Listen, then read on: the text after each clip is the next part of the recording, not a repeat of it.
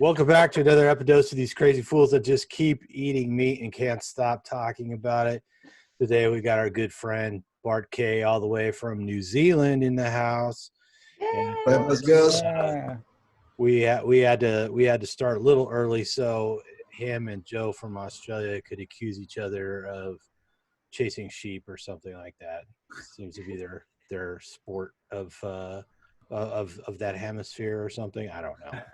But anyways, we're here today to see what exactly Bart's up to. He's kind of got some new directions he's heading in, and of course we're gonna hit him with all kinds of technical questions because he's a master of physiology and the science nutrition watchdog.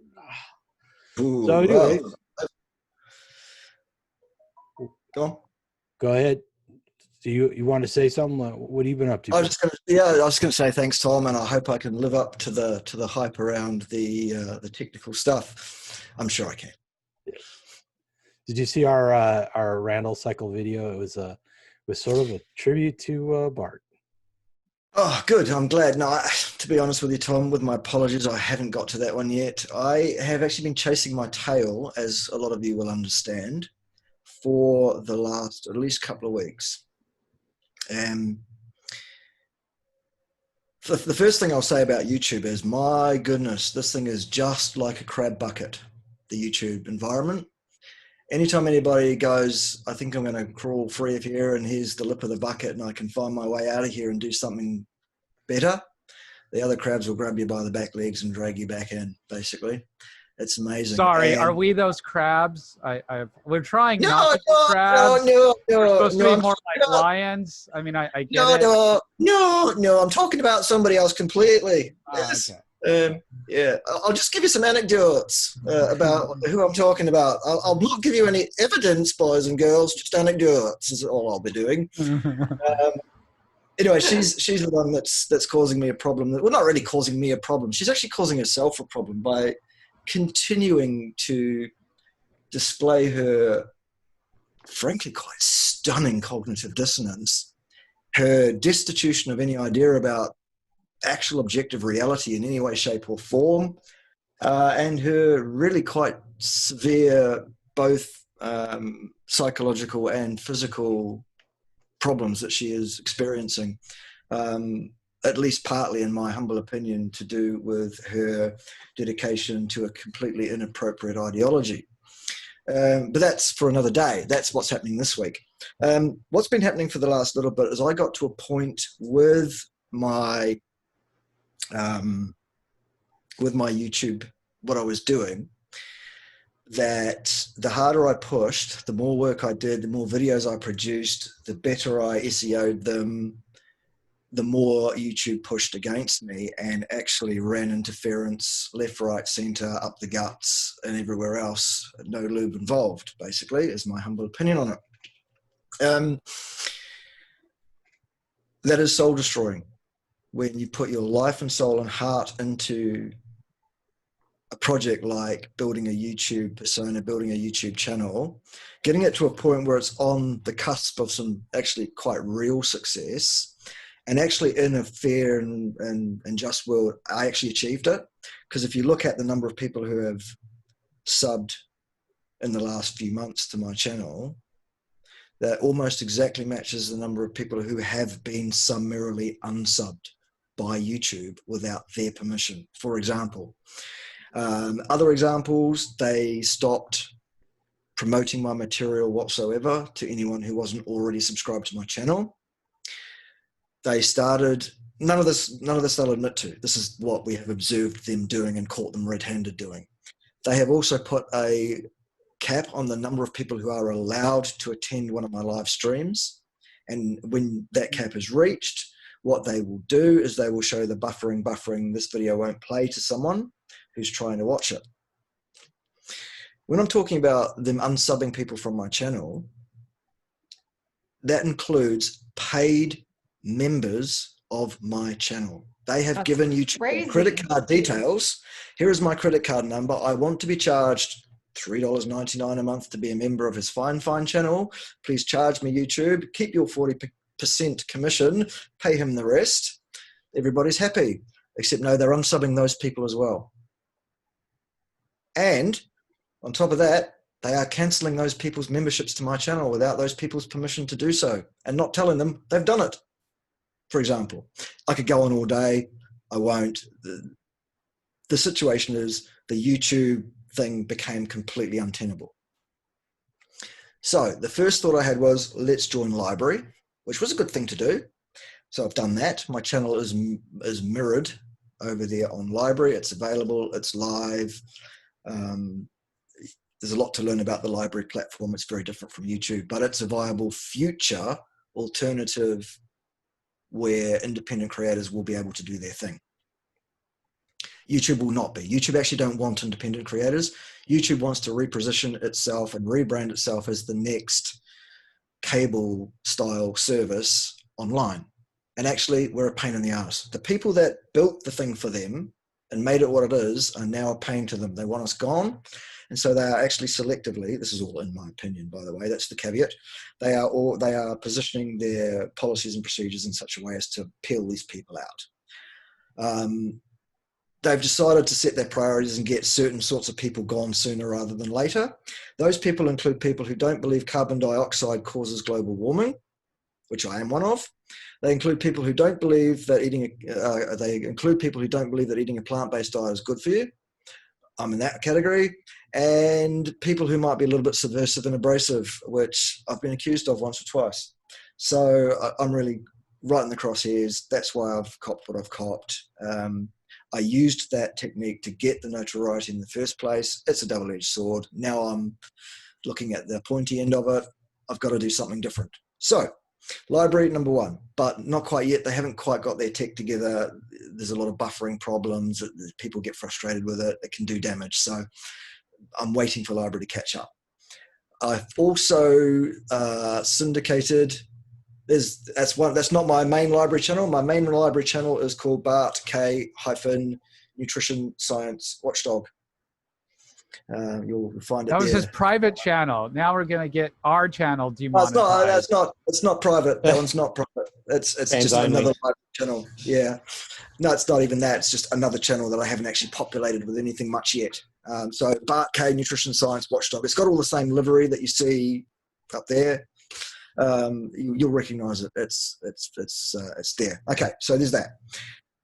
Everything that was on my YouTube channel up to last week is over on Library, and you can still see all that stuff. You can still see me using short words and telling people what I think of their parentage and all sorts. Short words. Yes, short words. Four-lettered ones and stuff.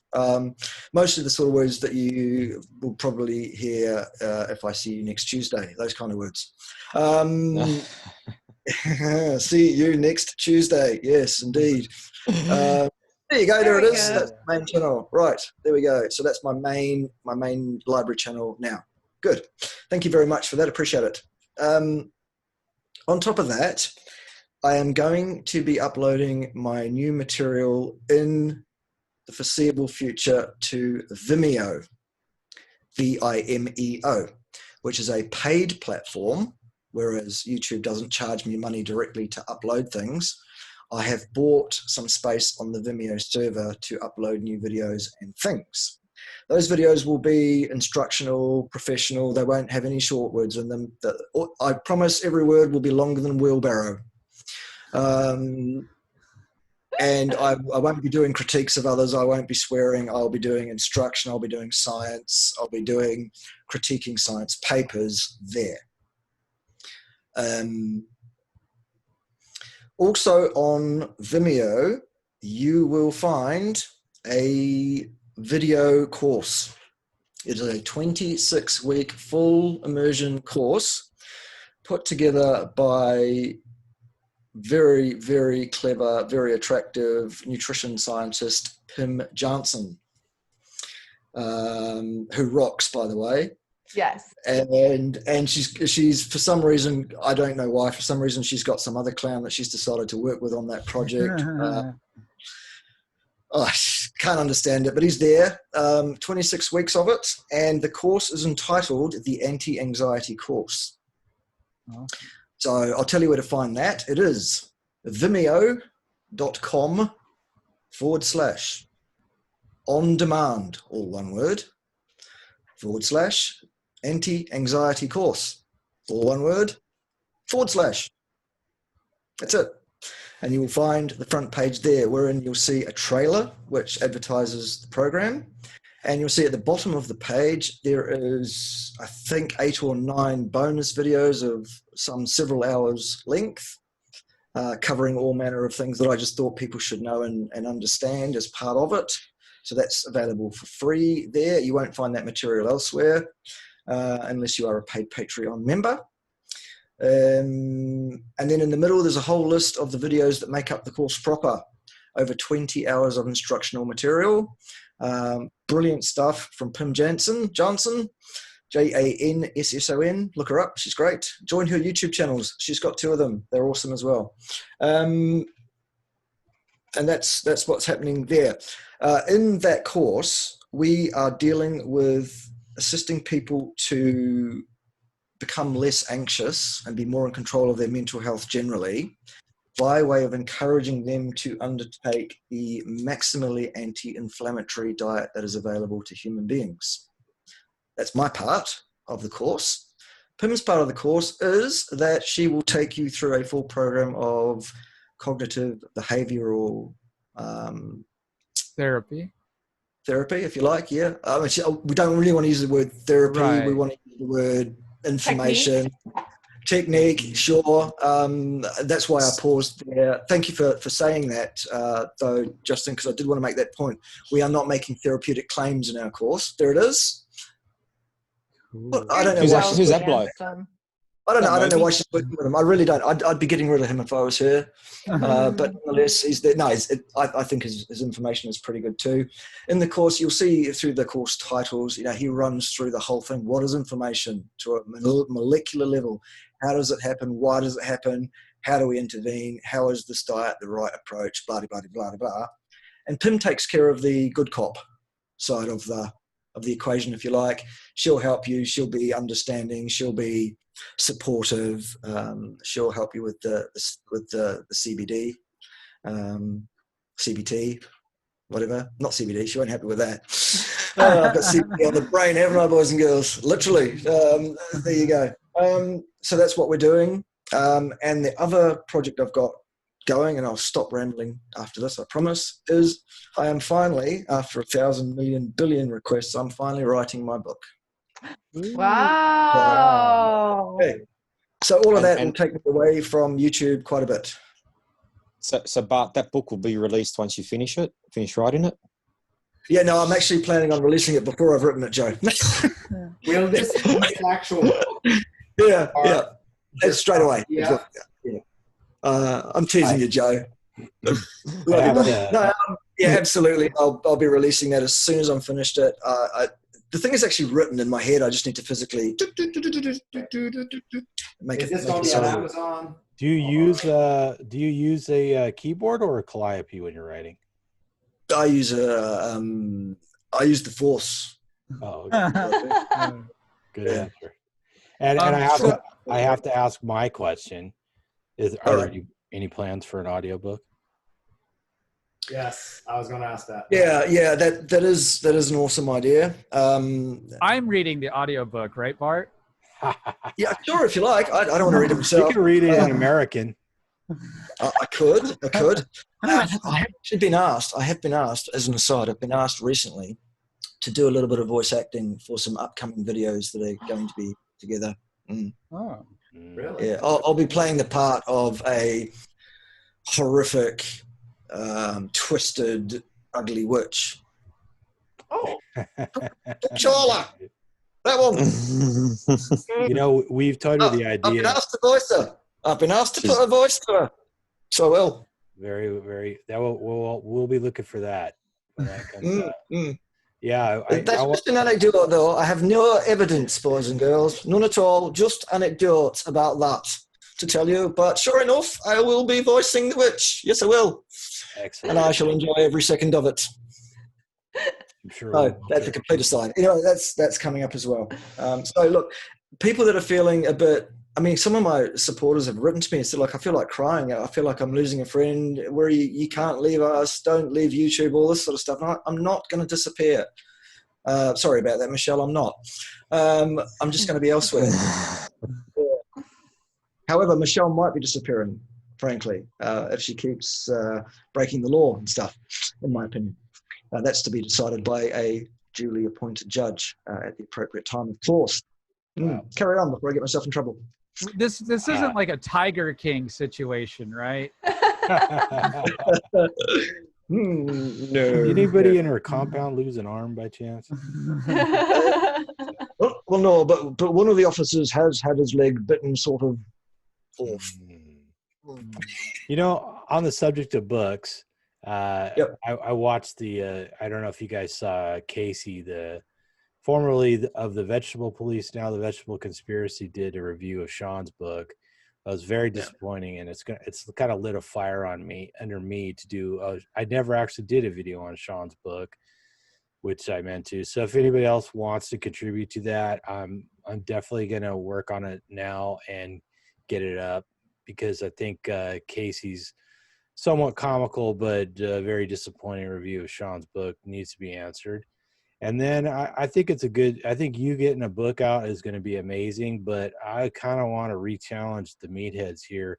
We talked about doing a composite book where we each wrote our own section and put it out. So maybe after Bart's book's out, we can get ours together. Maybe Bart would be nice enough to write a foreword or something. Perhaps. I do know a lot of words that have 4 letters in them, you know. A short word, forward. Yes, 4 words.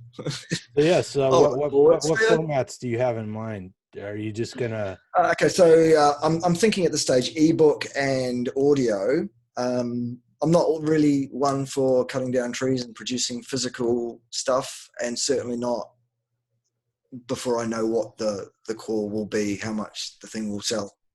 So in future, there may be hard copy available, perhaps, gold plated, of course, and also every page will be stained with the tears of the Church of Vegan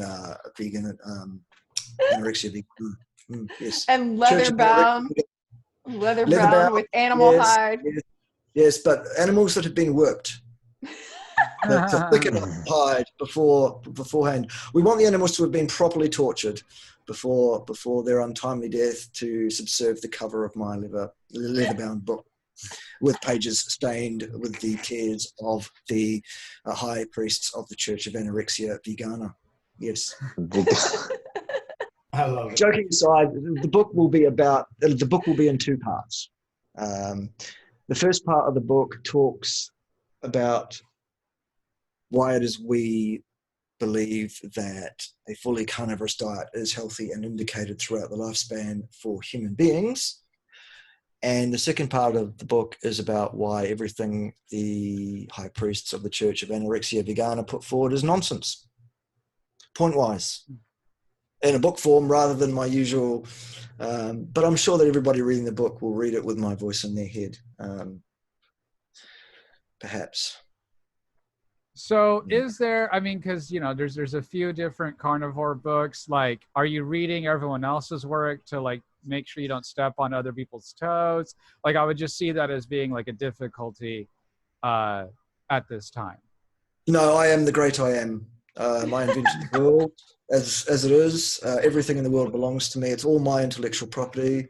Sorry, There that's is that other no competition.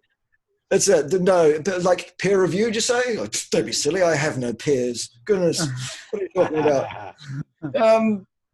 Yeah, I mean, I'm sort of aware of what others are saying loosely. I haven't read Paul's book. I haven't read Sean's book, to be honest. Sorry, guys. I just don't have time. I'm busy chasing my own tail. I really am. Yeah. But at the end of the day, when you're putting forward scientific information, all you have to do is cite resources that you've used and where they came from. Sweet, no problem.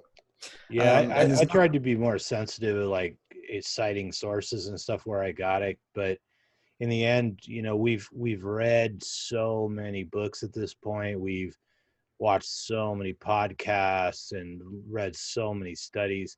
I can't keep track of where I first heard an idea or heard about a study or whatever. You know, it's just ridiculous. And I know that, you know, there was a point where I was watching somebody else's video, a certain somebody we talk about all the time, and I heard him quote me for my own video, and I was like, hey, I thought it was kind of cool, right? I mean, he didn't credit me, but I was actually kind of flattered, you know. And then somebody else at the same time was crying foul up one side and down the other because that same person had done it to them. And then I was like, well, I'll try and be more attentive to those details. But after a while, I just gave up. I was like, this is too hard.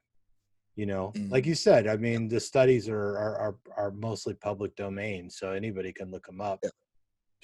So that's why you cite those. So someone like the person you're talking about who says, hey, somebody such and such has stolen my material. No, that material wasn't yours. The material belongs to those authors that wrote that material.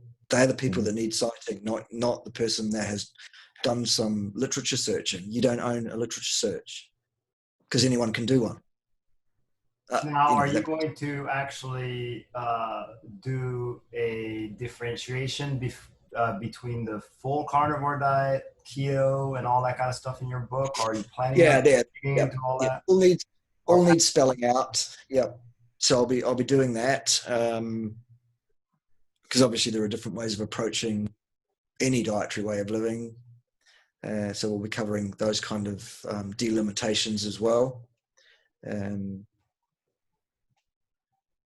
Well, I mean, basically what I'll be saying for a spoiler in that part is that the fully carnivorous diet is indicated and healthy for human beings throughout the lifespan.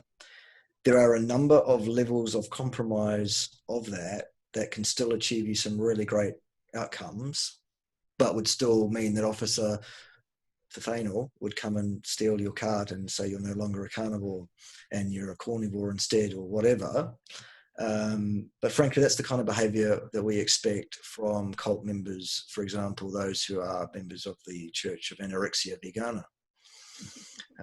That's not us. I think it's funny when I see like groups that are named official carnivore or whatever. I'm like, really? Yeah. Approved. Well, is there a governing body now of certified carnivore? Certified carnivore. Yes. The high chief, in fact, king, god emperor of the whole thing is a guy called Frank Tufano. Yeah. He's in charge of the broken anal. Perhaps. He's the guy that issues the carnival cards and revokes them for people who drink beer and eat pizza. Oh my gosh. Bart, what is the inspiration for doing an anxiety series rather than like a depression series, or is it because, you know, personal struggle? What was the inspiration? Okay. I think that anxiety is a thing that many, many people have experienced in their lifespan, intermittently in some cases, more constantly in other cases, to one level or another. And there's a great deal of misunderstanding out there. A lot of people are affected daily and really deleteriously by anxiety, and some of them don't even realize that's what's going on. And to me, that's a sad thing. For my own personal experience of life, I can tell you that I have hardwired anxiety disorder myself. I've had it very, very seriously in my life at various times. To give you an example, there was one point in my life, and I was in my mid-20s, actually, so well advanced in life, I guess. I did not leave my house for over a year at all. Bart. Wow. And you look at me now, and you would not believe it. I know you're on YouTube and this stuff. Wow. Yeah. Wow. So I have been struck down myself by this vicious disease process, dysfunction called anxiety.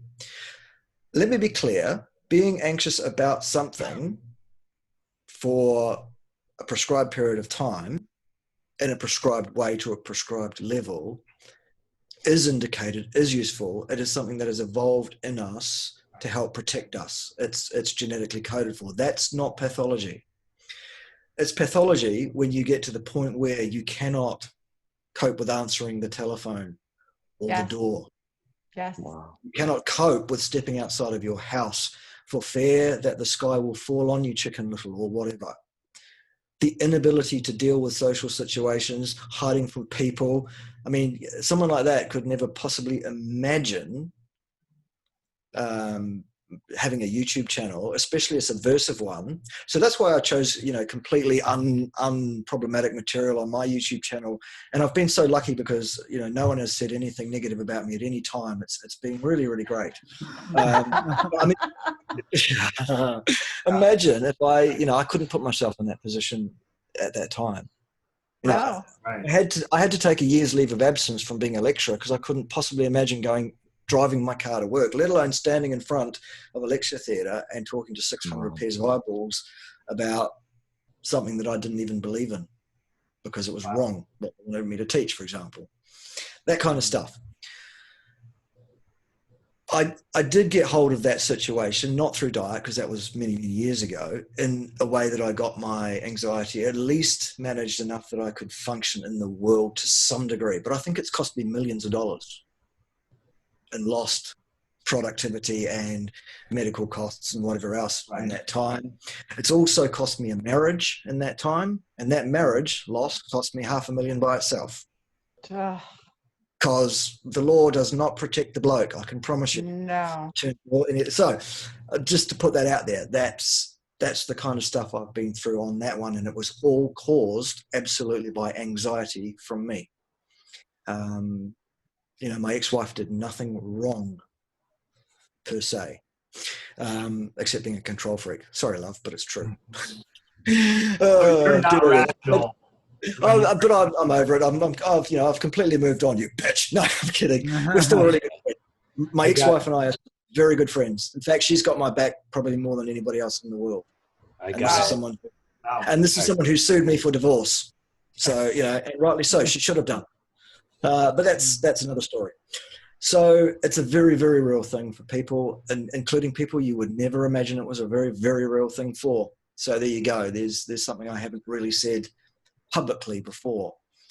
And also when you think about applying that background to the very real risk that I could actually fall apart once again, what with all of this YouTube fuckery, that's why I'm going, whoa, before we get to the cliff edge here, boys and girls, let's back off, take a few weeks off, start writing your book, replan your strategy, clean up your channel a bit, that kind of stuff. So that underpins all of that. And anxiety is absolutely at its root cause and effect mechanisms, boys and girls, caused by chronic systemic inflammation. And Amen. Inflammation of the tissues in the brain. So that's what the anti-anxiety course is about. It's about eat the correct food for human beings. 90% of the deal's done. The actual stuff that helps you with that, the cognitive stuff, the PIM side of the course, they're the tools that you use to get to that place. She uses a number of different techniques, to be fair to her. She's not a one-trick pony at all. In fact, you'd be stunned how many tricks Pim's got up her sleeve that she won't even tell you about or talk to you about. For example, do people know the academic journal called Nature? Yeah. I've heard of it. Yeah. It is the most prestigious academic journal anywhere in the world. It has the highest impact factor of any journal in the world.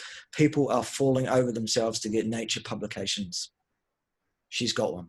Wow. Awesome. Great. Wow.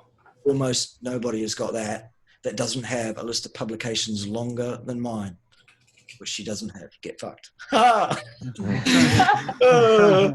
But, people, just because Pim did for 6 months or so get herself involved in my channel, she was my offsider, she was reading my questions for me, she was answering a few of them herself to show that she did have some idea, and she wasn't just being a pom-pom girl or anything like that. But there's no way that she would ever blow her own trumpet. So I'm going to blow it for her. Yeah. Get over there and check it out. Yeah. Me too. She has a master's degree in nutrition. She also has a master's degree in dealing with yours truly. I thought it was a doctorate in dealing with Yeah. So if you don't think that she knows what she's talking about in terms of a bit of psychology, you're kidding yourself. She does.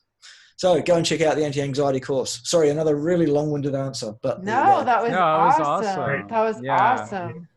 Yeah, well, I'm sorry. Go ahead, Emily. When you're done, I'll talk.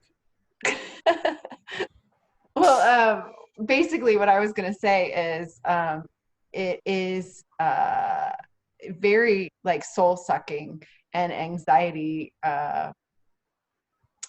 riddled to have all of these things come at you like it is with YouTube, and the way that you put your thoughts out there, you put your soul out there, and then it's just getting like dissolved into nowhere, And then some witch misrepresents what you've said and paints you out to have said something completely different. Yeah. And then bitches about getting legal strikes for doing that. So I'm glad that you're protecting yourself and you're being preventative about this, and showing others how to, Sorry, go ahead, Tom. Oh, no. I want everybody to get a chance to speak. So, and I know I'll talk over people by accident sometimes, so I'm trying to be better about that. But I want to thank Justin for asking Bart that question, because I thought that was some of the best information we've ever squeezed out of Bart. But I one on YouTube, I don't know if you guys have seen, well, I'm sure most of you have seen the interview we did with Dr. Paul Mason. So that was demonetized, right? And you got to look at it and go, why would they demonetize that? I mean, it's as straight-laced as it comes, right? And I did request a review, and they did reverse their decision.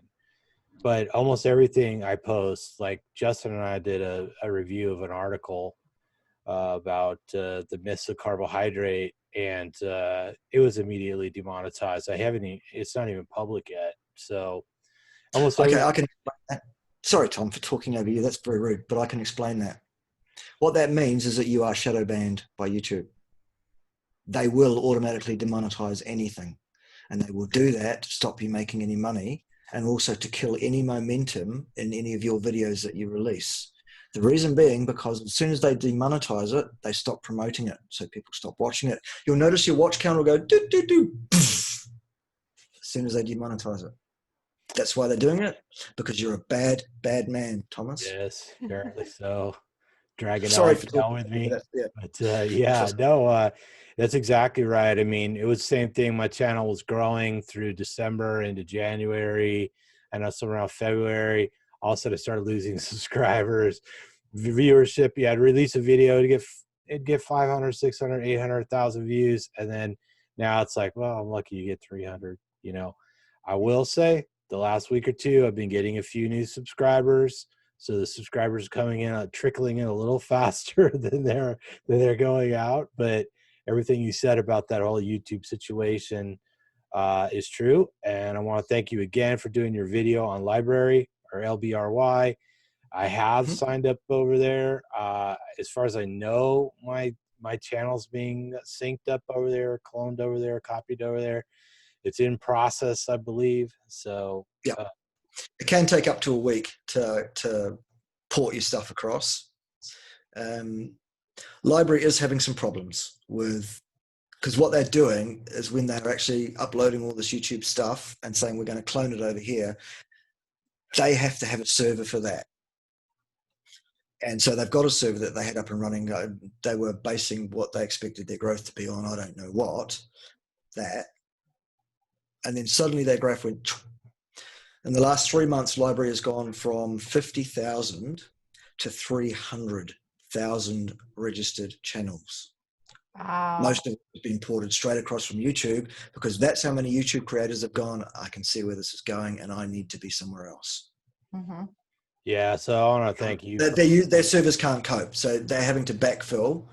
They're having to probably borrow some money to do it, because Library works on a Bitcoin type system. the Bitcoin equivalent in libraries called library credits or something, LBCs. So yeah, it's a tough time for them. It's a great time because they've exploded, but they weren't ready. So anyway, little growing pain. Yeah. Yeah. But I'm glad you mentioned it. I'm giving it a try, and like Justin had turned me on to Minds, so we're over there as well. And then I wanted to circle back to anxiety, because what you said about anxiety, about how a lot of people out there have no idea that they're suffering from anxiety and they're basically a prisoner of it. You know, so I was the same way. Oddly enough, my divorce indirectly led to me being diagnosed with autism and anxiety. And I had no idea about either one until that point. And just very clearly, and that was roughly 10, 11 years ago now.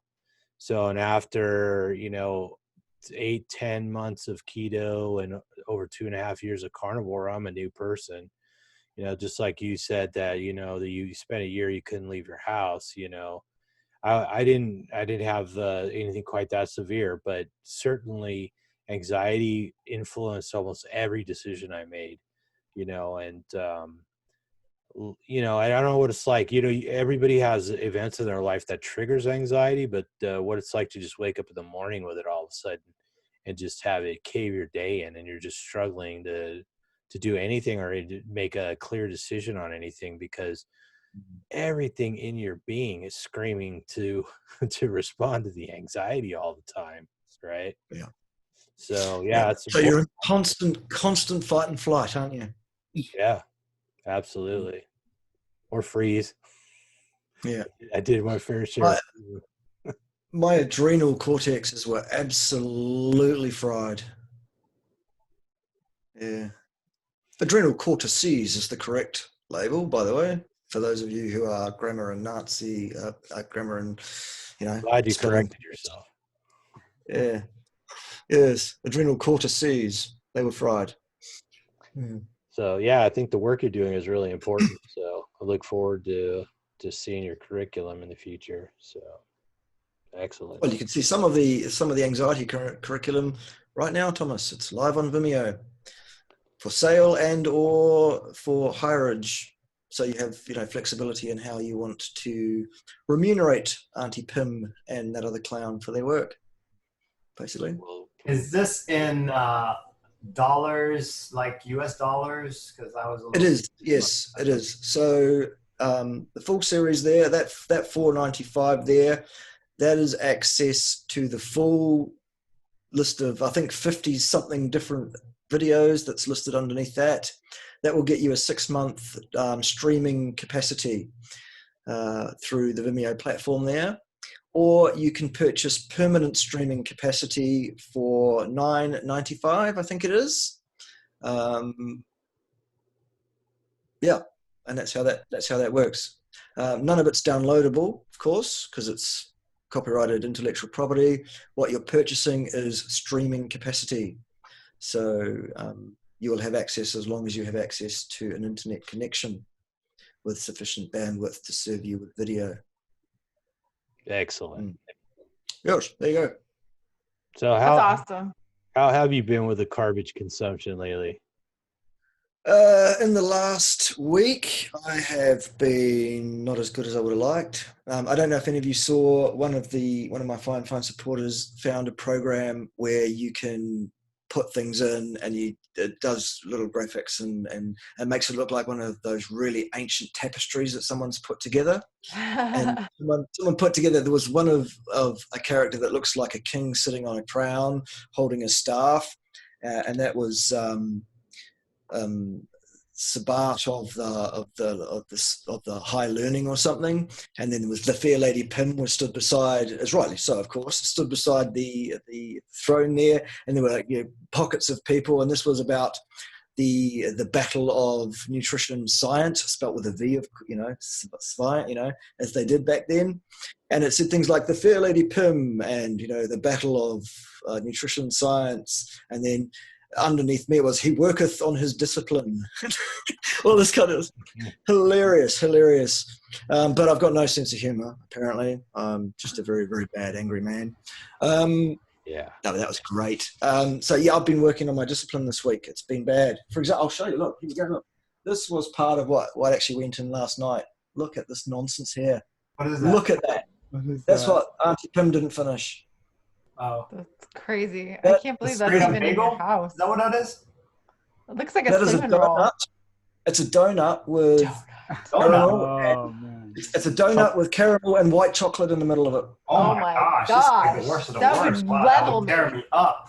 God. That would level me. yeah, that Something would. But you just can't do. Luckily, that's how much of it was untouched. That's Most good. Even that little bit was just oof. Doubled over in pain after eating half of that. Yeah, how did you feel after that? That must have been. Well, I had about 2 bites of that and went, "What the fuck is this?" I didn't even like it. It was horrible. I, But we thought we'd treat ourselves for surviving the week and not killing each other. Really, That's so good. right. yeah. That We had- that definitely won't help the anxiety. No, it wouldn't. No, it wouldn't have had I eaten it. Right. So you can confirm It's that. hard as a rock, damn it. Hard as a rock. It's been sat there for a few hours. You probably can hear it clunk, clunk, clunk. Yeah. Mm. Excellent. All right, let's talk about some science. Would you care if you guys Oh, are please okay do. with that? Whoa, Ray Yeah, well, is Bart's in the house. asking for Come on now. science. Bart's in the house. How am I not going to ask him? You know? Yeah. So, That's Yeah. awesome. I'm a science denier, apparently, Ray. We you talking to encourage- the right bloke? We encourage Ray to science. I love reading about science. I just don't like the white coat mentality of science. How about that? You know, the authoritative sure. side of it. Okay. I love Yeah, learning, agree. but I don't like this. Oh, you know, this is the way we've been led so many ways down wrong. But I like the way Bart does it. He shows the science. But let's talk about calorie restriction. Okay. You know, I have a lot of like my nurse. You know, I'm like. I would tell him that, you know, I alternate day fast. He's like, oh, yeah, this is why you've got your six pack. It's all about calorie restriction. You know, you don't have to do eating meat to do that.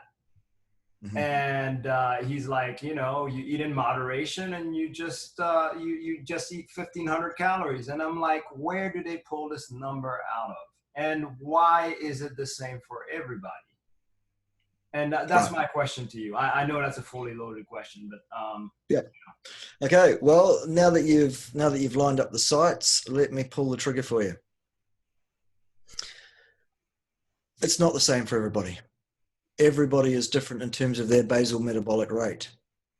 The number that you're given as to what you're supposed to eat for calories per day, normally, I think they still say 2,000 calorie for an 80 kilogram man, Yeah. you know, and work off that sort of thing. Okay.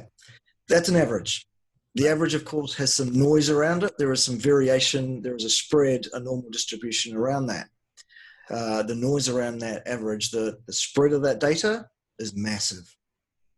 So to apply a one-size-fits-all number for calories to a bunch of different individuals and say that's the number for everybody, that's a mistake. Mm-hmm. The only way to suss out your needs n equals 1 at home is to experiment a bit on how many calories you really do need. That is now then going to be complicated by the fact that your basal requirement for calories is not a constant. It varies all the time, That's depending what on all sorts of things, yeah. like how much mental energy you're spending on being anxious, for example, like how many hours you're working if you're doing a physical job, or how many hours you are sitting around on your see you next Tuesday, as our good friend Cole would call it, how much time you are sitting in front of blue wavelengths of light that are not natural or at the wrong time of the day. That can affect your weight a great deal as well, and your calorie requirements a great deal. Blah, blah, blah, blah, blah, blah, blah, blah, blah. If you want to know exactly what your basal requirements are today, here it is. All hail Lord Kay, blessed be his wisdom, the fair Lady Pim. whilst protecting the chosen from the vegan scourge, he worketh on his discipline. Gosh, So that was the best thing I've ever seen. Oh, dear. That's amazing. That is so well done. that's so cool. Yeah. I love it. And it looks like Pim's got a moustache. Perhaps, she does tend to. Good old Justin found that. So Yes, there we go. Good work, Justin. Awesome. Right. So, yeah, if you want a gauge on your basal metabolic needs today, and only today, now and only now, then go and see an exercise physiologist right now and have a session whereby what they will do is they will put a mask over your nose and mouth. So some of you will be used to that by now.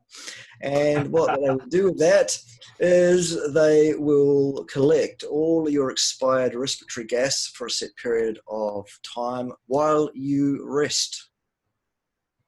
So you lie there on a bench with this mask and nose contraption with hoses coming off it, and you just lie there and relax and breathe completely normally under those circumstances, of course. It doesn't affect the outcome at all, having this thing there. Anyway, they do that. They collect all your respiratory gases and they measure the contents of said respiratory gases. They make some adjustments for the temperature of that gas, today's barometric pressure, etc., so that it's all standardized. And they say, here is how much energy we estimate you have used just lying there right now. So that number might be different tomorrow. Yeah, this leads to that second question. Now, when I was much bigger at 250 pounds, I couldn't even fast for 12 hours. But I've adapted to eating alternate day fasting and able to adapt very well at that. My alternate day, I eat 500 calories of fat. And this is where I feel my best. Now, here's the question with this whole conundrum is the body so adaptable? Can it actually do its best at least amount of calories? Is that possible? Does that make any sense? Yes. As we evolved as a species, or once we had evolved into the species we are now, Homo sapiens sapiens, that occurred finally, apparently, wherever you put the line of completion on that, that was about 350,000 years ago. For the last 449,800 or 900 years of that, we have existed almost entirely on a diet of animal fats and animal proteins, with a very few plants thrown in here and there when we couldn't get animals or when we were using them for medicinal purposes. Pretty much, that's what the N15 data tells us has been occurring. And also, the way we ate as a species was feast and famine. That is our absolute genetic heritage and design. That is what we are supposed to do. You don't take down a mammoth every day. That's right. You certainly don't do it by diving headlong at the mammoth with your mouth open, Paul from Norwich. Goodness sake. Right. Oh, we're herbivores because look at our teeth. Yes, well, the reason our teeth didn't evolve from that point was exactly because they didn't need to. There was no natural selection pressure because we have thumbs, binocular vision, brains, and the ability to sharpen up sticks. We don't need to dive at mammoths with our mouths open to take them down. In fact, we usually got them to walk themselves over a cliff. That was the way that humans actually did it, mostly. Using their brains and communicating with each other and stuff, and actually thinking about things. I know that's a surprise to some people who are a member of that church I was referring to earlier. So that's where that one sits. It's absolutely, that's how you're supposed to be. You're supposed to eat and eat well when you can. And the reason for that is because there was often long periods where you couldn't do that. So to set a calorie requirement, a daily calorie requirement, is totally incorrect then. Correct. Completely invalid. Completely invalid. That's what I thought. Completely invalid. That's what I was getting at, because it doesn't make sense. You know, I could decide today, go on a 30-day fast right now, and I could do it. Yeah. I'm not saying that just out of, I haven't done 30 days, but I've done 5 days, and I'll do that on a whim. And, you know, this is from alternate day fasting. So it's like, how is that possible if I have this calorie requirement? And I don't need to make up for it either, because I eat like normal. So Yep. that's the questions I had. Sorry. Right, that's the answer. Hope it helped. So it is not, yeah. Okay. All right. Now, can I go on, or you guys have any questions? Go for it, Ray. Okay. So, let me sneak one quick one in about fasting. So, Bart, would you say that fasting in general is something that humans are adapted to do as necessary, or do you think that there is certain requirements for fasting in a human being's life, or is it just something we're able to tolerate? It's something that we have evolved both to tolerate and also to use to our advantage when it occurs. And the advantage that we get from fasting is after about 72 hours or so, you get fantastic autophagy. And you get the release of pluripotent adult stem cells for repair and renewal of tissues. You get all sorts of benefits that do not accrue while you are actually spending a vast amount of the energy that you are consuming in trying to actually digest that material, if indeed that material is significantly plant-based, for example. It is absolutely a useful thing to fast. Fasting is absolutely indicated for most people on a case-by-case basis. That is not advice for anybody, by the way. It's just a generalized statement. It is indicated for most people for a lot of different things, and I do indicate it for people who I consult with very often for those very reasons. Actually, it gives their body a chance to finally heal. If they're putting in food every day, they're not healing, because actually what people don't understand is every single time you eat food of any kind, be that animal or plant, you will experience an inflammatory response to that food. yes. Because your body is ready in case there's a problem. Your body is ready in case there's a problem with what you've just eaten. Yes. When your body works out there's no problem, that settles down. It was an acute response. It was indicated it was useful. It served a purpose. It protected you from dying, potentially. Now that it's not needed, it goes away. But if you do that to yourself every single day, 3, 4, 5 times a day, despite the fact that we ate probably once every 5 or 6 days for the last 350,000 years, just because they told you need 2,000 kcals a day, and most of those should be plant-based, and for goodness sake, make them one of the most irritating things possible, i.e. wheat-based mostly, and other whole grains, and avoid the very thing you need for a nutrient, which is, saturated fat and animal protein. You're asking for trouble. I mean, the short Reader's Digest version answer of the question about calories per day is, if you needed 2,000 kcals every day, why don't you die the first day you don't eat that many? That's right. I love how you said that. That's exactly right. So if I fast tomorrow, why aren't I dead? That's it. Because you don't need 2,000 kcals every day. Right. You certainly don't need to eat. I'll tell you who wants you to eat 5 times a day. It's the people that grow those grains that keep you addicted to eating 5 times a day. They want you eating 5 times a day. And the fact that that will shorten your lifespan by probably 20 years, if not more, it's not their problem, because they've still got their money out of you. Thanks very much. Now, I'd like to talk about the vegan or vegetarians that seem to enjoy fasting also. And it seems to work for a lot of them, like the very, very low calorie diet restriction organization. These guys like go on super low calories, and they actually do seem younger, which is amazing. And I'd like you to see if you could explain that. Now, they do have BMR issues, like always cold, that kind of stuff, but they're pretty doggone successful. Yeah. Those characters will be successful for a period of time, and that period of time will vary depending on who that person is, what their genes are, where those genes are placed in, the situation that they are, et cetera, all those degrees of freedom, all that rich tapestry of stuff. The reason that they will succeed is because they are, even if they are actually eating a significant amount of plant material, they are actually fasting, because you can't get that nutrient. That's why I call it the Church of Anorexia Vegana, because it's nutrient deficient and poisonous. Forget the poisons for now that absolutely cause you problems. No question about it. Even if plants weren't poisonous, they do have anti-nutrients. They don't want to give up their nutrients to you. Of course they don't. Right. They lock their iron up in a way that you can't get it. Their protein is not ideal for human beings. There is no DHA or EPA to be found in plants. There is no B12 to be found of a usable form at a usable level in plants. Apparently there's some B12 in duckweed. Well, congratulations. There's also a bunch of other stuff in duckweed that you don't want, so don't be going and eating duckweed.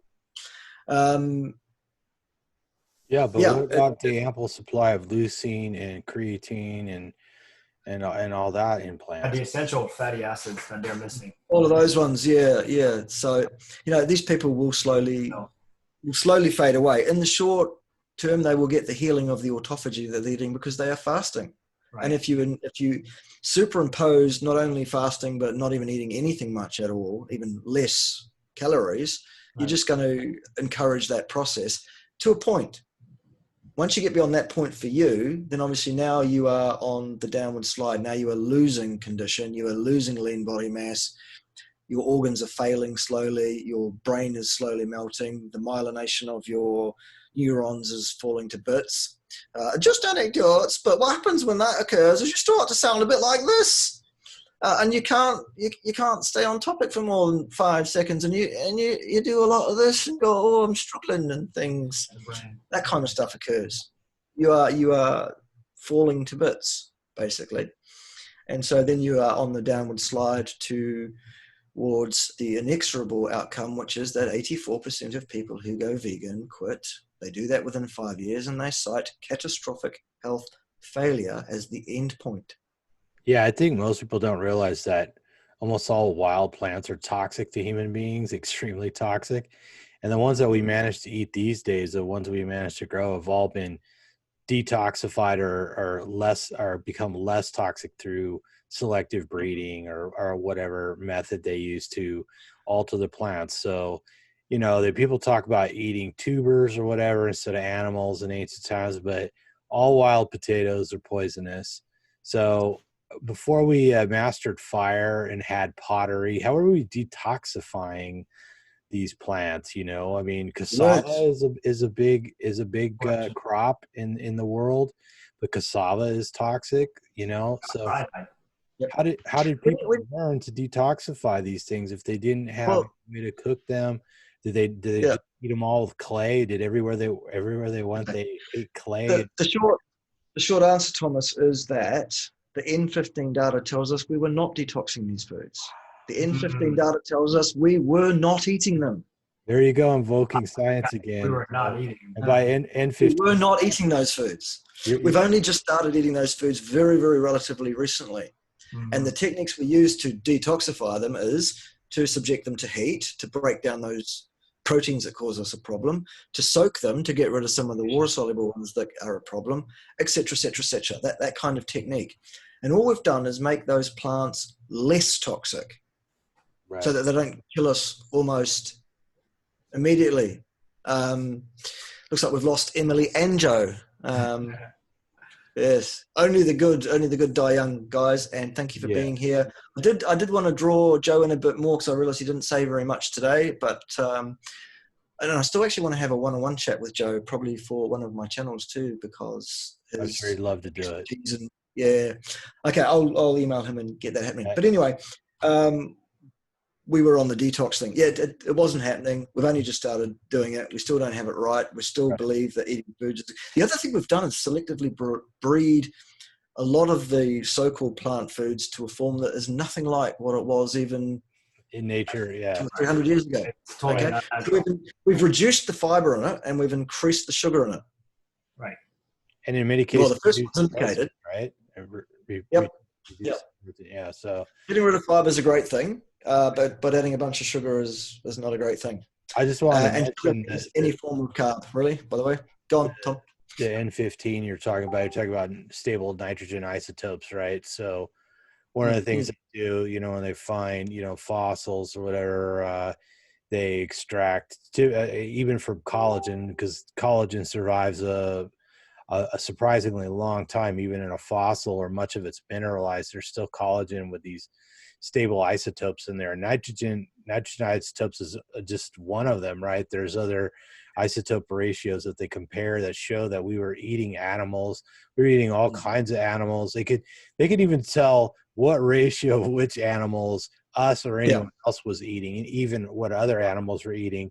They know very well. This is very hard science. This is the realm of physicists, actually, right? So they analyze this data, and they could say, yeah, they're eating wolves or antelope or purple monkeys, whatever it may have been, right? Yeah, exactly. Slam dunk. End of discussion. Yeah. Yeah. Shows how much Science, we really bitches. know. Yeah. Yeah. Or you can listen to the high priests of the Church of Anorexia Vegana, like not Dr. Gregor. And I say not Dr. Gregor because there was a live stream done by herself from Chorley where she was saying that because I no longer am employed in academia as a senior lecturer, that I shouldn't be calling myself that. So that applies then to Michael Greger, who has never seen a single patient in his life. He has never practiced medicine or nutrition. Interesting. Wow. Never had a single patient? Wow. Never had a single patient. He finished his medical training and went straight to being I'm going to promote vegetarian type personality. Never saw a single patient. Not Dr. Greger. Interesting. So, Bart, I have a couple of fun questions. Well, I think they're fun. Yeah. The first is, why won't you eat our fish here in the Northern Hemisphere? I heard you and Pim, and come on, they've already said from Fukushima, the nuclear levels are safe. It's supposed to be all good. I like my sushimi. I like my salmon. Come on now, Bart. Okay. Number one, I would never eat raw fish, personally, from anywhere in the world. Down here, all personally, I wouldn't do it. All right. I think Not that's even any sashimi type style? No, I wouldn't. Personally, that's just me. I wouldn't do it. I'd like to hear. Yeah. It was kind of half-hearted, half humorous. I did live in the Northern Hemisphere for a number of years, reasonably recently. I did eat some seafood up there. I was really just alluding to up there, you guys do have more of a problem with mercury in your food chain, in the ocean food chain. The powers that be, the authorities that tell us what a safe level of radiation is, do you want to trust them? I think a safe level of unnatural radiation is none at all. And to get to that will be several thousand years from now, which will be possibly well beyond my lifespan, unless technology moves in such a way as to prevent us dying after about 100 years or so, usually a bit less. Oh, right. Look at that. Yeah, well, if I suddenly expire from like cesium poisoning or whatever, it probably came from this hunk of fish right here, because I got my friend Aaron loves to go tuna fishing, and you could see this is 2 pounds 5 ounces, so over an entire kilo of sashimi that I pounded in one day at least. So I'm always, of course, myself, I'm always pounding over a kilo of raw meat every day. But sashimi is another story, boys and girls. So you don't mind eating raw beef? No, I don't eat raw anything. Oh, you don't eat raw anything? Okay, that's why. I don't do raw. Yeah, I cook everything. In fact, Pim says I destroy it. Oh no, you're not one of those. And she often wonders whether or not her and I can actually be friends. I know, right? Okay. Yeah. So you like it well done, your steaks? Yeah. Ouch. Yep. Okay. Yeah. No, I cannot do raw meat. No, it just doesn't. So it's like a gag thing, or what? It doesn't appeal emotionally. It doesn't appeal taste-wise, texture-wise, any of it. It's just wrong for me. I don't know. Right. I got you. I am also autistic though, so that's my excuse. Don't judge me, bigot. I'm seeing you as a nice challenge. I would love to coach you one day, Bart. Cool. Go for your life. Yeah. So no, I don't suffer from any nutrient deficiencies as a result of cooking everything to within an inch of acceptability to my long-suffering partner. So it all seems to be fine. So I did a raw experiment. I don't know if I shared that with you. I did it for 10 days. Okay. And as you know, Emily, that's what she does. She eats straight up raw. Yeah. And let me tell you, I felt the difference and I got a lot leaner. It was a very nice feeling. And I think we talked about it before because you know, so apparently there's got to be something, some kind of composition change that happens to the meat, but I don't know what it is. I can't put my finger on it. I don't know if there's any science on it, and that's why I'm asking you on that. There is an effect, definitely, on the nutrient profiles in meat that has been cooked.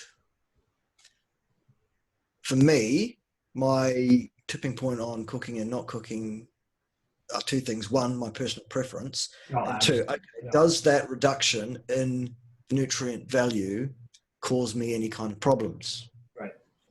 Not apparently. Right. Well, we're not talking anecdotal here, just strictly science. I'm curious about that part of it. Not really. Yeah, no, not really. No, there's no real science that will tell you that absolutely raw is better than not raw in terms of anything, because there is no nutritional science available on any topic. Okay. Nutrition science is an oxymoron. It doesn't exist. Science means doing an interventional research project, which means it needs to be properly designed, properly controlled, properly randomized, properly tenured, properly powered, et cetera, et cetera, et cetera. Failing any of those steps, it's not science. Yeah. All right, I want to ask something. How do you get this type of science in the science book? I mean, how do you even suggest these things to do that? Then who funds it? So, you know, how do you make sure that it's not, you know, the vegetarians or vegans take over and, you know, make it their science somehow? Is that possible? Yeah, science, yeah. What you'll find in any piece of so-called science that is ever put in front of you by a veg-tard, a soy-tard, it will always be science. It will always be pseudoscience. It will be, this is associated with that. And usually the statement around the association is actually falsifiable as well, let alone the fact that association does not establish causality. Associative studies are not interventional research projects. They are gobbledygook. They're wish-wash. They're not science. They are the realm of psychology. They are not the realm of interventional empirical science. That said, usually the results of such associational studies are what they do is a thing called adjustment, which translates directly to, they take the results they actually observed, they put a match to them, and they make up some other numbers that suit their argument. So it's almost like statistical kind of... It's fabrication of data. Yeah, data, yeah. A scientist sets up a research project, makes controlled observations, and then reports what those observations were. Here are the numbers I saw. A pseudoscientist says, I'm not going to design anything properly. I'm not going to control anything. I'm going to look at loose associations between this and that. And the actual association I've observed, I'm going to ignore and pretend I saw something that I did not see. That's what they'll put in front of you every time. The reason for that is because there is no nutritional science available anywhere in the literature. The reason for that is because you can't do experiments on human beings, especially not for a lifetime, which is the period of time to which these people are invariably extrapolating their piece of science. Look, if you eat meat, you will live longer. Yeah. Great. Show me a study where you took a reasonable number of human beings who were genetically identical twins, split them in half, put one of those twins in one lab, one in another lab, controlled absolutely every aspect of their lives in every way, shape, and form, and hours of sleep, hours active, exercise, everything else controlled absolutely, and changed just the one thing, and then report back on how long they each lived. Well, then they'll say that's impossible, but epidemiology, you know, you can say, oh, high level epidemiology. this people in this village live that way, and almost all of them do that kind of same thing. So we can surmise that, hey, because they live longer, that's where that blue zone crap came from, right? Yeah. So exactly. So, so that's not science at all. That is not science at all. No, quite right. And when someone says that to me, the only response I can possibly come up with for them is, look, if you are stupid enough to suck that lollipop, I can't help you. No, I'm not discussing anything any further. You are not qualified to have a discussion with me. I'm sorry. Yeah. You need to go back to Science 101. If you want to talk to me about science and what we can scientifically establish, and science is the thing that talks about cause and effect, isn't it? Right. You want to establish cause and effect, you follow the disciplines of science. The disciplines of science are as follows. You need to properly randomize. You need to properly control. You need to properly tenure. You need to properly power. And you need to not be extrapolating your data beyond. Do you need all of those just to form a theory, or do you need all of those to, I mean, like, let's say forming a hypothesis, for example, the first step, right? I'm guessing that's the first step, or is it the idea that's the first step? A hypothesis is an educated guess as to what I would observe were I to do this intervention and look at the outcome over here. Mm-hmm. My hypothesis is that if I reduce your saturated fat intake, then I will see a reduction in heart disease. Mm-hmm. That's a hypothesis. Okay. The way to test that is to take genetically identical twins at birth, separate them and put them in separate labs, keep them locked in those labs for their entire life, control every aspect of their life down to the ground, except the amount of saturated fat that they consume. That's how you do an experimental cause and effect study. Those are the disciplines of science. And whatever that result becomes a theory or a fact or what? Then what we do at the end of that is we take the observation and we don't adjust it. We take the raw observation that we've actually seen and we subject it to a test to see whether or not the twins in one lab lived longer than the twins in the other lab. Okay. And if that's not what we're doing, then we are not doing science. Sorry. But my question is, when can you actually make a conclusion? Right. When you have tested the hypothesis in the way I've described, which will never happen because you will never be able to do that kind of study with human beings. And it would have to be recreation. So other scientists or researchers would have to do the same exact thing and get your results. Right. And then it would have to sacrifice their entire lifespans. Or we would have to genetically produce some twins, and that's really ethical to do that, isn't it? I don't think so. It will never happen. Everything that exists in nutrition science is hypothetical, is a hypothesis, is not cause and effect, because we do not have cause and effect data. Example, Einstein hypothesized that E is equal to m times the speed of light squared.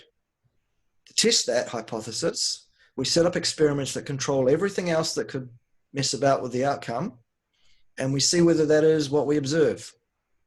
Case in point, we take some enriched plutonium with the help of some scientists that came after Einstein, although some of them were contemporary with Einstein, including David Feynman, for example, who was the guy who actually made it happen for the Americans, pretty much.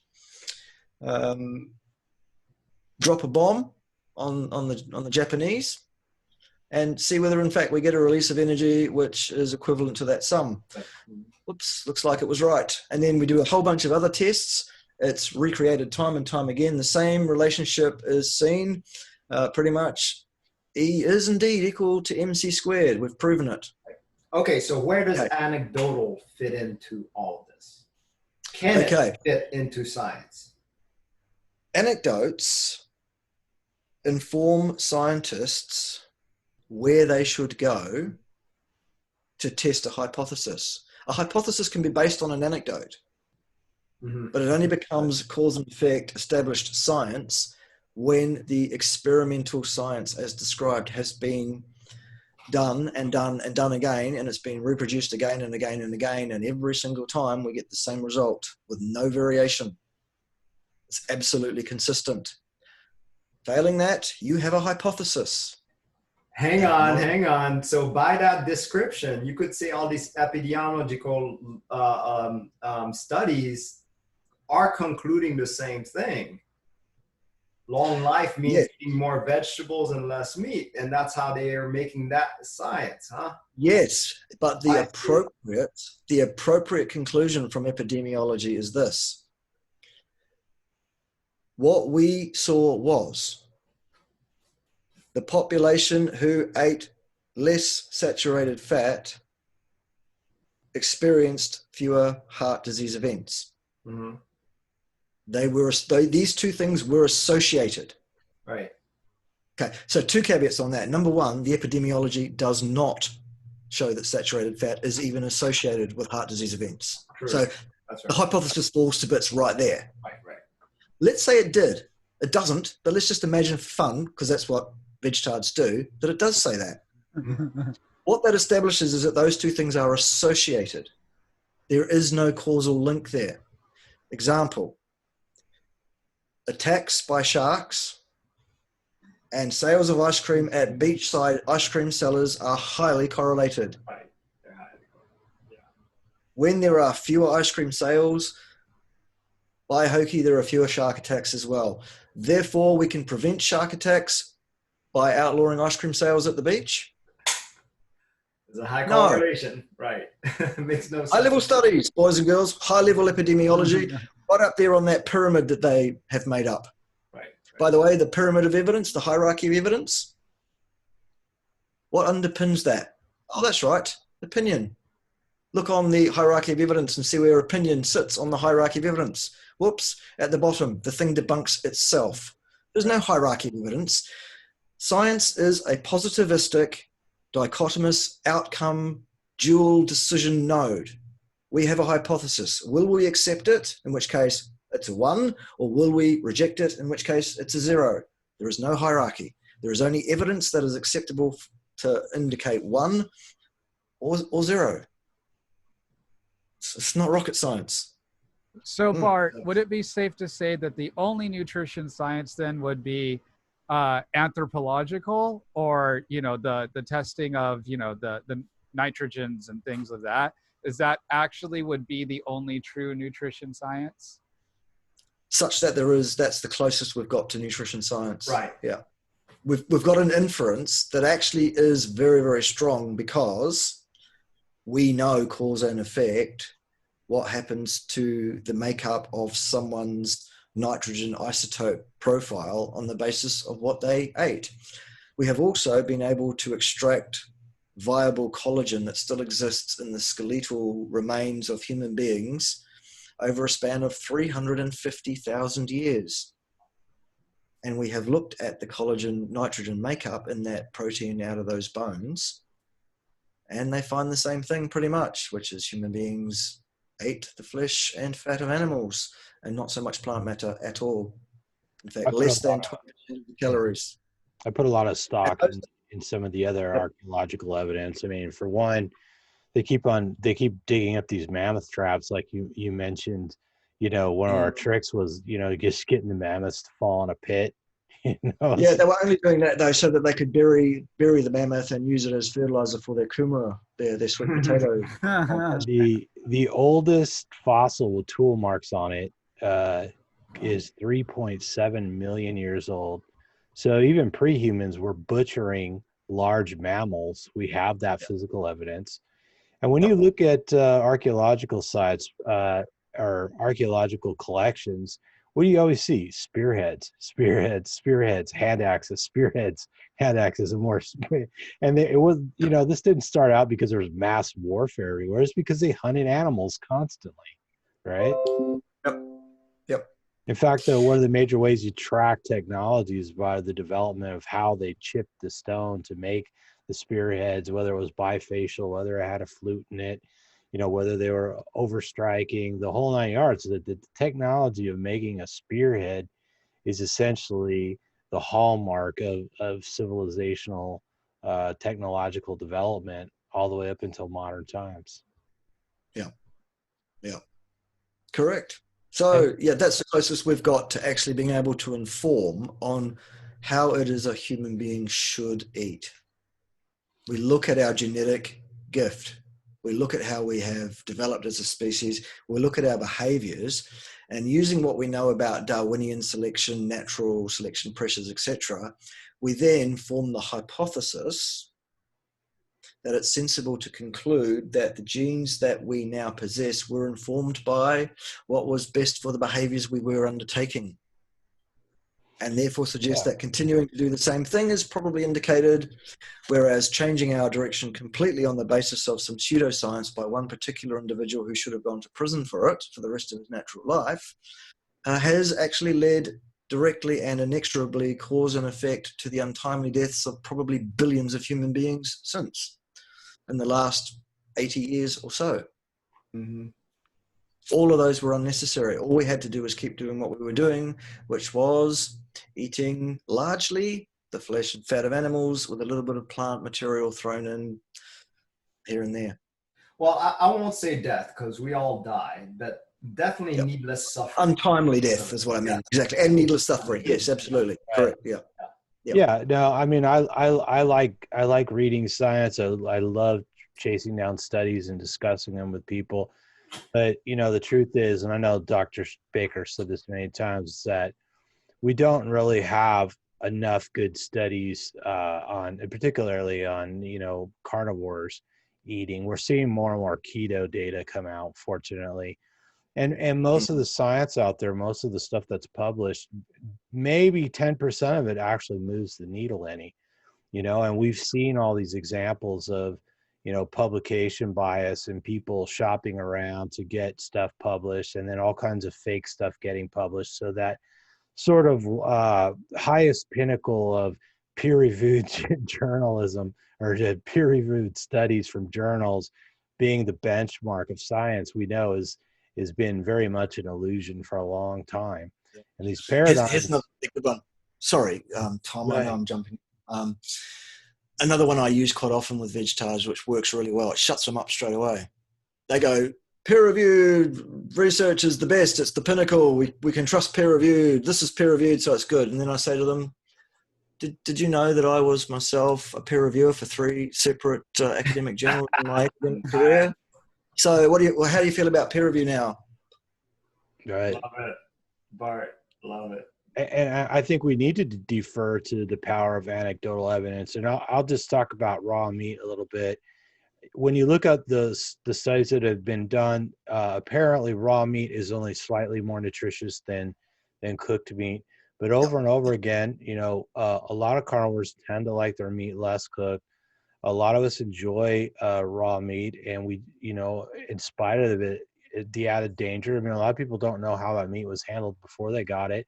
So it could be contaminated. You know, you can get sick from it. But we notice that we feel really good when we eat raw meat, and we find ourselves craving raw meat. And, you know, it's just like that bluefin belly is probably some of the finest meat you can eat. And arguably those fish travel back and forth between the West Coast and Japan and could very well be contaminated from Fukushima or something like that. They tend to be relatively free of parasites, fortunately, particularly that type of fish because of the strata that they swim in. And we don't all get our radiation. No, I'm just kidding. Yeah. So we don't know, but you know, we know we've been eating animals longer than we've had fire. So obviously, we ate a lot of raw meat. We have a very powerful stomach acid with a very low pH, you know, which was an expensive adaptation. And like some of the other things mentioned, we have that shoulder for throwing, right? We can throw much better than a chimpanzee or something. We walk upright through, so we can see over tall grass. Even I think what's his name, Paul Saladino, Dr. Saladino was talking about the whites of our eyes. May well have helped us collectively communicate with one another while we're hunting and stuff like that. Because if you look at a lot of the other primates, their eyes are solid dark colors, and it's really hard to tell exactly where they're looking compared to us. And so all those things may have been adaptations over time to really become supreme hunters. And then of course we get into teeth. People say that we don't have the teeth of carnivores, but who do you know that has a full set of teeth that has any trouble eating meat? Nobody. Right? And we clearly were using hammerstones, no problem eating bones, and eat the marrow out of bones and opening skulls, because we have hands that can use tools, and that's the other hands that can use tools. And even a chimp, if you see a chimp, they'll use tools too. That's right. Banging on something with a hammerstone, it starts flaking off, and those flakes are the very things that we learn to make spearheads and arrowheads and knives and skinning tools with. The chimps never used those stone flakes, and somehow we did, and we left our evidence for the last 3.7 million years all over the planet. And to me, that's indisputable science. And the sheer volume of that, and then of course now all the anecdotal evidence of all the carnivores out there, thousands to probably tens of thousands, and all the cultures that have always been eating meat all along that are quietly ignored all over the planet, is plenty of evidence as well. So yeah. Do we have time for one more question? Sure, I have. Go for it. Yeah. Exercise physiology. I know that you're more nutrition expert and all that, but my question on exercise, do we have any real science that proves that exercise is actually, and when I say exercise, I mean, actual high intensity stuff is actually beneficial for your body? Yeah, we can show that there are adaptations that are indicated, useful, helpful to human beings as a result of properly designed, properly intense, properly short duration exercise protocols. For example, the building of lean muscle mass, which is absolutely indicated for human beings to a certain level. I'm not talking about bodybuilding. That is not indicated. That is not healthy or natural. That is an unnatural driving of your biological pressures to produce a physique that is not natural. Well, if we say that, look at Rocky, Stallone. Yep. He's like, what, 80 years old now? Yep. And he's still got a lot of muscle. And yeah, so that's an N=1 example of someone who N=1. does not suffer the problems. You guys have seen him in person, though? No. He's a very small person. He's not a man. No, he's a small-framed individual, but he's built a lot of muscle. And he is muscular looking, but I don't know that he was ever really big. He was never like a Ronnie Coleman or something, So no, it was in a completely different class, size-wise. He wouldn't have been competing in the same. Okay. Yeah. So professional bodybuilding comes with a price, and the price usually is the health of those participants at some point or another. You look at the average lifespan of a professional bodybuilder of any note over the last 50 years, and it will be below the life expectancy of even a normal. Oh, really? So we do have that data. Okay, I was not aware of it. Yeah, it is out there. You just need to find it. Okay. But properly designed, properly instigated exercise programming for human beings absolutely is indicated. So the proper amount of muscle mass in the proper way, insulin sensitivity, cardiac variability, blood pressure control, adiposity control, all of those things are all positive outcomes that can be traced directly cause and effect to appropriate exercise, so long as that is supported with appropriate nutrition, of course. That's what I was going to say. You could say the same about diet too. Exactly what Absolutely. You said about that. Well, yes, but having been an exercise physiologist first and foremost, actually, they were my first 2 degrees. Oh, really? Okay, good. Then, I've branched out into other areas like cardiovascular and human nutrition and stuff for subsequent degrees after that. I would say, this is just my personal opinion, that the battle in terms of your health, your adiposity, your muscularity and all of that, 80% of that is your diet. 10% of it is what you eat, and the other 10% is the genes that you were born with. Right. Good. That's Wow. where I would put them. I like that. That's my Right. estimation. Gene, 10%. Yeah, I like that. Yeah, and Tim Noakes kind of echoes that a bit when he says you cannot outrun a bad diet. Right. Yeah. That's the same message, really. Yeah. Diet is the most important thing. Exercise, very much secondary. Right. In terms of the things that you can modify. Unfortunately, you can't modify the genes that you were born with. They are what they are. Yeah, the reason I mentioned that, I mean, because I see some long-term carnivores like Kelly Hogan and of course the Andersons, and they stopped working out after a while and still kept their muscle up. So I'm wondering really how much is exercise. I mean, don't get me wrong, I love it, but I feel like there's extra healing in exercise. That's my N equals 1, but I'm not sure eventually do I need it? I mean, I don't know. I don't know the answer to that. The thing with exercise is up to the right amount for you, done in the right way for you, it will be beneficial to you. Beyond that point, it will be deleterious. It's a J-shaped curve. It's a good way to say it. All right. I like that. So Bart, Go on.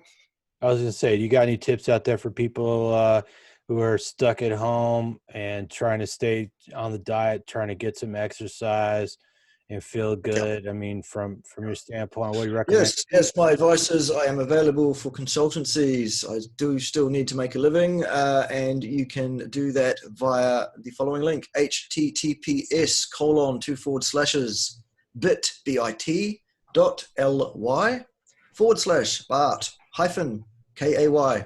That's it.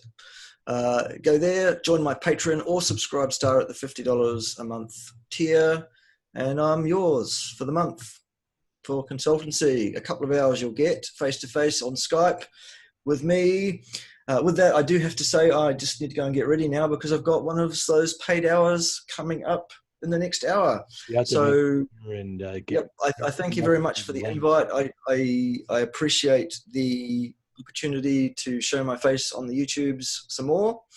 Have a look on my channel later because I'm doing a response to herself from Chipola, who's done an hour-long live stream all about me. So I feel I have to answer what she said with some corrections to what she said because it's all completely wrong as usual. So I will patch out. I'll see you a bit later on. Thank you. Bye, Bart. Thanks for stopping by. Thanks very much. See you all later. Laters. All right, guys. So we'll wrap it up then. We lost the crew.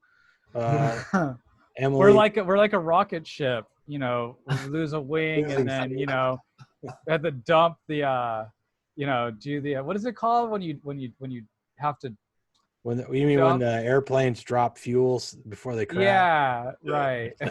Drop one at a time. Yeah. All right. Yeah, Emily's giving up caffeine, so we've taken to calling her Miss Decaf. And she can't stay up as late as us. So and then well, I mean, me and you, we're on Pacific time. She's on Eastern time. So the sun hasn't even set yet here. So. No. Right. But that was a lot of fun, Bart. If you see this, I know you won't. I was going to ask, help us get on You Did It Wrong. I really want to talk to her. I hope it's a her. Otherwise, I have apologies to write to parts of myself. Yes, that'd be cool. You wanted to get on what? You Did It Wrong. It's a channel. Oh, yeah. Did it wrong. And he's done a few videos with what I'm presuming is a her. If that's a dude, like I said, I have to write apology letters to parts of myself. I see. All right then. Any parting shots there, Ray? No. Glad to talk to Bart again. That was some great information. I felt like he delved into us, so I enjoyed it. Yeah, no, it's always nice to talk to Bart.